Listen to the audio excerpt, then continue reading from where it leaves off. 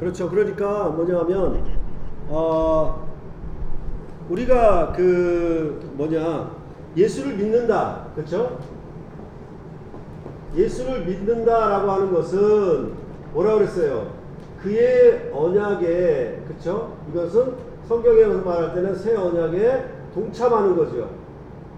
참여하는 거란 말이에요. 그렇죠? 그러니까 뭐냐면 부부가 언약을 맺었으면은 스스로 너희가 믿음에 있는가? 쌍방이 배우자가 믿음에 있는가라고 하는 건 뭡니까? 이 언약을 따라 상대방이 생각하고 판단하고 움직이는가? 이런 거가 되잖아요. 무슨 말인지 알겠죠? 그럴 때 이것에 동참하는가를 어디서 가져오냐면 옛 언약 방식으로 사느냐 새 언약 방식으로 사느냐를 갖다가 뭐예요? 분별해 주면, 비교해 주면은 새 언약을 따라 사는지 분명하지요. 그렇죠? 그것을 어떻게 해내냐면 육체의 지혜, 이제 지혜, 이 뒤에서도 뭐가 나올까요? 새 언약의 일꾼이라는 말이 나올 거예요. 그렇죠? 모세의 직분하고 사도의 바울의 직분하고 대조적으로 설명할 거예요. 무슨 말인지 알겠죠? 이것대로 사느냐 아니면 하나님의 은혜로 사느냐, 이것을 뭐라고 생각하냐면 자꾸 뭐냐면 행위와 믿음, 알겠습니까? 이거를 대비시켰다고. 그게 아니고 이게 하나님의 은혜는 뭐냐면 새 언약에 하나님이 예수 그리스도 안에서 우리를 참여시켰잖아. 아시겠어요? 그러니까 하나님의 은혜라고요. 이건 다른 말로 얘기하면 아까 뒤에서 바울의 직분을 얘기할 때 이거는 정죄의 직분이야. 그리고 육에 속한 직분이야. 알겠어요? 이거는 살리는 직분이고 영에 속한 직분이야. 이렇게 구별을 해버려요. 아시겠죠? 그러니까 이거는 뭐냐면 하나님의 은혜에 얘기했더니 이것은 십자가지. 그렇죠? 이게 십자가의 도지. 전반적으로 뭡니까? 우리가 이 정책에 맞춰 살고 있는가 살지 않는가 이거를 확증해야 될 거 아니야. 내가 공산주의를 살고 있는지 민주주의를 살고 있는지 그거를 확증해야 될 거 아니에요. 아시겠어요? 그러니까 기본적으로 교리가 얘기할 때 믿음이냐 행위냐 이거는 말도 안 되는 얘기고, 아시겠어요? 지금 고린도 후서를 통해서 하고자 하는 성경의 일관된 방식은 뭐냐 하면 옛 언약 방식으로 사느냐, 아까 말한 것처럼 주인과 종의 관계로 사느냐, 아니면 새 언약 방식으로 어떻게 아버지와 아들의 관계로 살아가느냐, 이렇게 얘기하는 것이죠. 그렇죠? 그럴 때 십자가의 도가 갖는 것은 뭐예요? 뚜렷한 건 뭡니까? 용서죠. 이건 물론 사랑이죠. 사랑인데 사랑이 뭐로 용서로 나타나서 그 용서로 되는 것은 뭡니까? 결과가 화평이죠. 하나됨이죠. 죄는 서로 갈라내게 하는 거지만은 죄가 용서되면 하나가 되게 하는 거잖아요. 이러한 원칙을 가지고 지금 뭐예요? 바울은 고린도 교회의 자기 바울 사도에 대한 고린도 교회의 판단과 그 대하는 자세들을 가지고 얘기를 하고 있는 거예요. 알겠습니까? 그런데 이제 여러분에게 얘기한 것처럼 지금 바울은 고린도 교회가 어떻게 움직이고 무엇을 어떻게 판단하고 움직이는지 눈에 확 들어오죠. 그렇죠? 그러면서 내가 너에게 갈 것이다 하면서 안 갔단 말이에요. 안 갔는데 고린도 교회는 뭐다? 지도자가 그러면 되느냐? 한번 말한 거 지켜야지. 이렇게 나왔단 말이에요. 그러니까 당신은 우리의 사도도 아니고 지도자가 될 수가 없습니다. 이렇게 나와버린 거죠. 뭔 말인지 알겠죠? 그것도 나름대로 그렇게 판단할 수 있잖아요. 그렇죠? 그럴 때에 사도 바울이 얘기하는 것은 뭐다? 내가 너희 믿음을 주관하려고 하는 것이 아니다. 알겠습니까? 그 말은 뭡니까? 항상 인자는 대접을 받으러 온 것이 아니라 섬기러 왔다. 이런 표현들이 십자가에도 다 있는 거 아닙니까? 그쵸? 이런 십자가의 원리가 마가복음에서 얘기한 뭐예요? 작은 자 하나 실족하게 하는 문제, 그쵸? 무사람의 첫째가 되느냐 무사람의 끝이 되느냐 이 문제, 그거였죠? 그 원리가 그대로 들어와 있는 거예요 지금. 그거를 이해하셔야 되는 겁니다. 아시겠어요? 십자가 정책, 그리스도를 믿는다, 예수, 이 말을 썼잖아요. 제가 예수를 믿는다는 거 하나, 그 다음에 그리스도를 믿는다는 거 둘, 이거 나누어서 설명을 했죠. 그렇죠? 이게 무슨 의미인가? 그런 것처럼 이렇게 되는 것을 생각하고 여기서 하는 거예요. 그랬을 때 또 중요한 문제는 뭐냐면, 내가 깨달음이 크고 내가 성경을 많이 알고 있기 때문에 어떻게 해요? 조금 미진하고 부족하고 어린 신자들을 보면은 우리는 어떻게 할까요?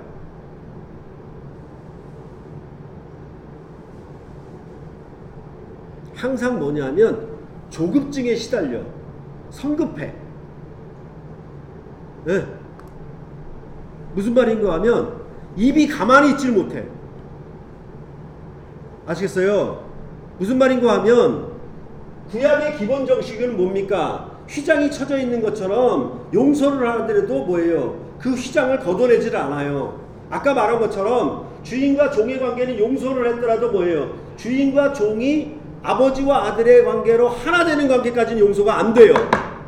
무슨 말인지 알겠죠? 그리고 어떻게 한다? 삼진 아웃제가 적용되는 것처럼 세 번 잘못하면 너는 영원히 아웃이야. 이런 방식으로 판단하고 살 거예요. 그게 뭐냐면 육체의 지혜대로 사는 거예요. 그런데 뭐예요? 아버지와 아들의 관계는 어떻게 한다? 삼진 아웃제가 없잖아요. 무슨 말인지 알겠죠? 그러면서 또 어떻게 한다? 자식이 죄를 용서했을 때, 예, 그러니까 자식이 그냥 스스로 잘못했다라고 한마디 하는 순간에 뭐예요? 부모의 마음은 눈 녹듯이 완전히 녹아버려요. 아무리 죄가 크더라도. 뭔 말인지 알겠습니까? 아시겠어요? 그죠? 그러니까 그렇게 그러한 용서로 동참을 해야 되는 거예요. 알겠죠? 그러니까 지금 사도 바울이 얘기할 때 여러분들이 이 부분을 좀 더 명확하게 얘기하려고 하는데 뭐냐면 사랑을 나타낸다. 그쵸? 그쵸? 자 보세요. 내 사랑을 알게 하려 하노라 이거였죠. 이걸 알았으면 너희도 그 사랑을 나타내야 되죠. 오케이?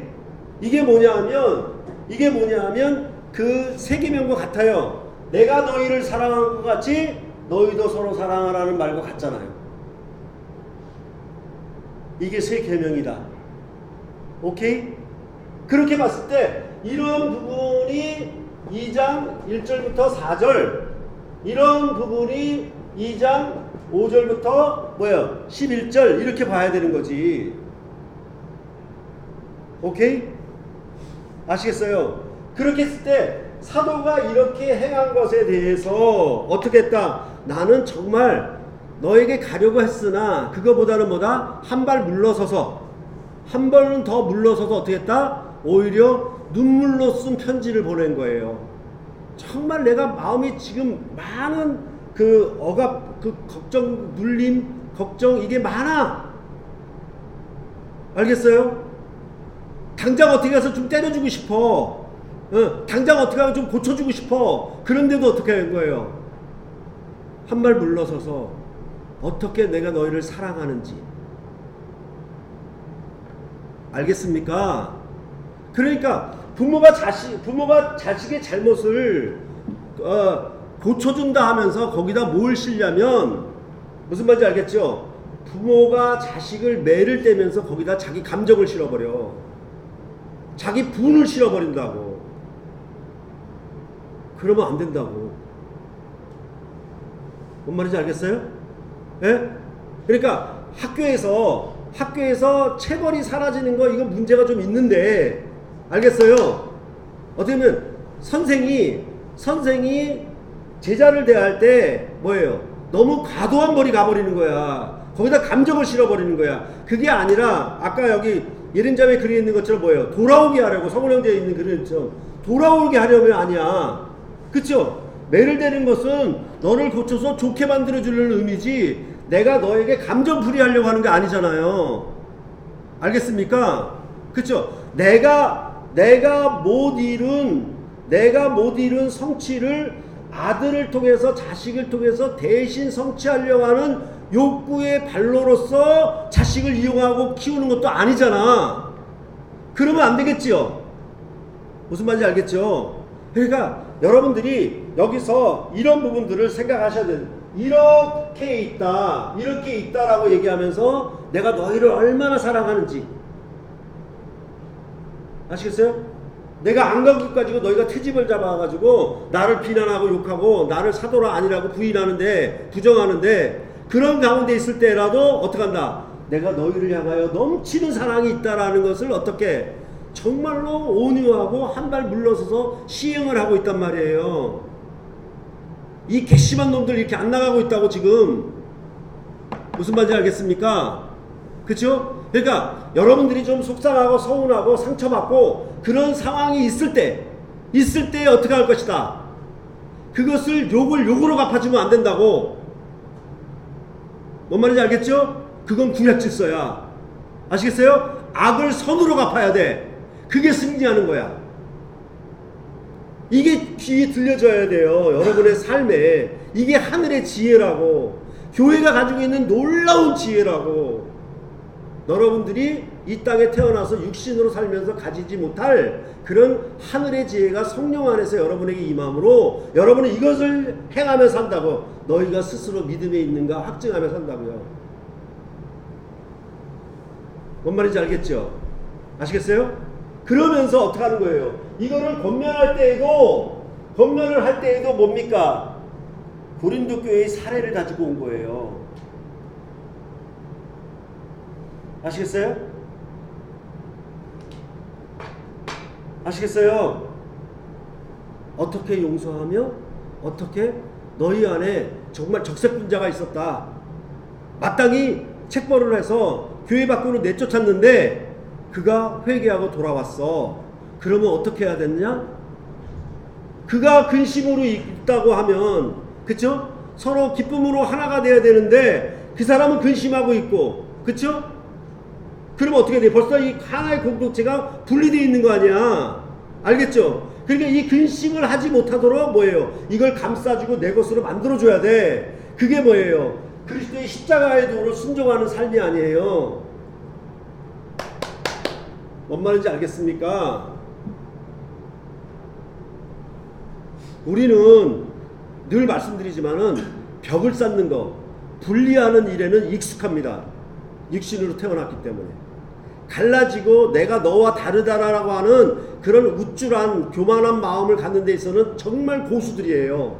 아시겠어요? 근데 상대 앞에서 자기를 낮춰서 그와 화평을 취하는 방식에 있어서는 굉장히 어렵습니다. 알겠습니까? 그럴 때에 여러분의 삶, 여러분이 육신으로 예수 믿지 않았을 때의 삶과 예수 믿어서 예수 믿은 그리스도인으로서 삶이 어떻게 다른가? 그것을 나타내 보이라고요. 그러면 뭡니까? 우리가 믿음에 있는가? 이걸 확증하는 것이죠. 그러니까 여러분들이 귀가 있으면 들어보세요. 지금 바울이 행하는 고린도 교회의 이런 바울과 고린도 교회의 사역자와 교회와의 관계에서 이런 상황이 벌어졌을 때 바울이 어떻게 움직이고 있는가? 당연히 여러분들은 뭐예요? 가정을 이끌 때에도 무슨 말인지 알겠죠? 어떤 단체나 조직을 이끌 때에도 여러분들이 깊이 유념해야 될 거예요. 아시겠죠? 그러면 갑질하는 사람이 안 나오잖아. 뭔 말인지 알겠죠? 예.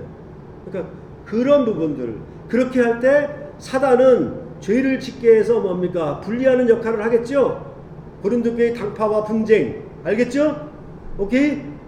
그것에 속지 말아야 되는 것이죠. 그러니까 뭐예요? 예리한 분별력이 있어야 되는 것이죠. 그것이 뭐다? 성령 안에서 우리 안에 지혜로 오는 거예요.